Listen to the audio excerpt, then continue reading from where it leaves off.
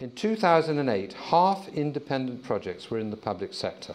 We were and are helped enormously by member Hugh Hancock, who made a special effort to untangle what was really happening in public sector purchasing.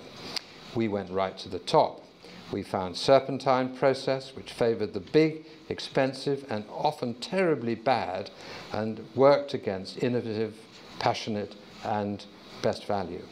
The EU rules enshrined in EU law actually allow for a much simpler competitive purchasing process for projects in the public sector at under 130,000 euros. That's a little over £100,000. Many public servants don't even understand these rules. Each department applies their own rules, producing a nightmare of complexity. This works against an efficient market and favours expensive intermediaries against the individuals who want to do his or her bit to produce better, leaner public services. And also we need to see public servants understand clearly the avoidance of personal responsibility absolutely maddens the taxpayer.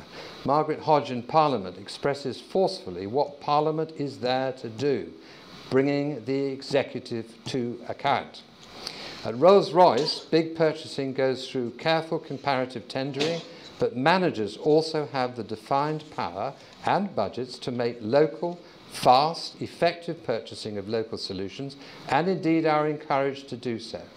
The fault lies all too often in public servants too afraid of their own shadows not to fight for fast, effective outside help that outside independent seniors can give. As a result, they're condemned to use the same old suspects with their expensive daily add-on fees. By and large, wonderfully, our public servants are not corrupt, but the implication by so many rules that there is an implication that they are not trusted, and lack of trust is hugely inefficient. We know that we have a very expensive public sector.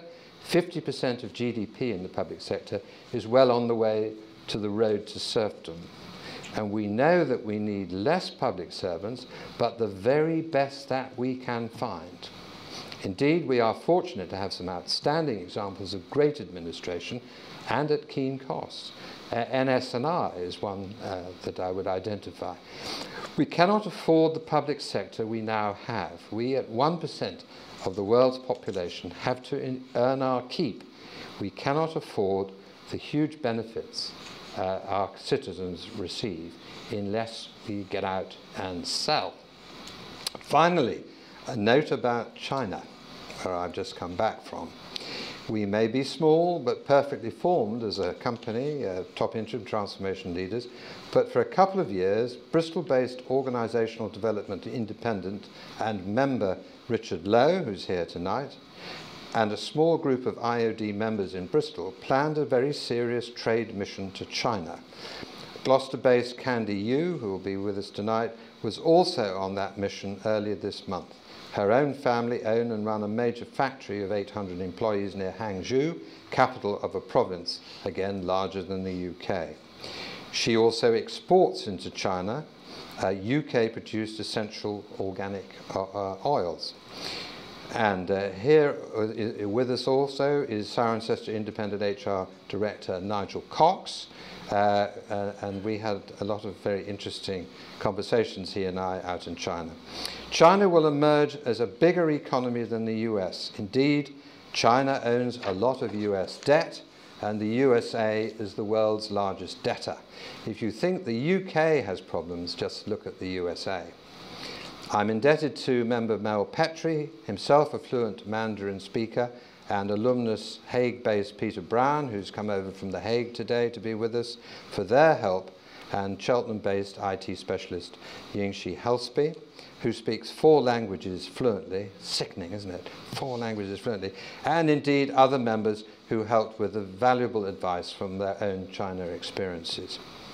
We have booked a supper date here in January to reflect with members on the implications of what we've learned. There is work coming for the senior independent transformation leader from 6,000 miles away. We can see it as investment money comes here from the East. Our largest private sector client and longest single project so far which was Rory's project, has already come from India and from Tata.